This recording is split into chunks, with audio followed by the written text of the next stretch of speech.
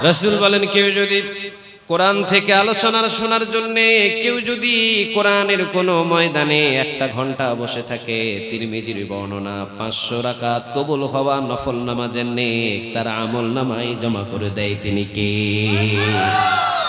1 ঘন্টা শুনবেন, এই কিতাব থেকে 1 ঘন্টা কথা শুনবেন। 1 ঘন্টা যদি কোরআনের কথা শোনার জন্য কেউ যদি ধৈর্য নিয়ে কোরআনের মাহফিলে বসতে পারেন, তাহলে 500 রাকাত কবুল হওয়া নফল নামাজের নেক তার আমল নামায় জমা করে দিবেন। তিনি কে? কবুল হওয়া নফল নামাজের নেক আমল নামায় জমা করে দিবেন। তিনি কে?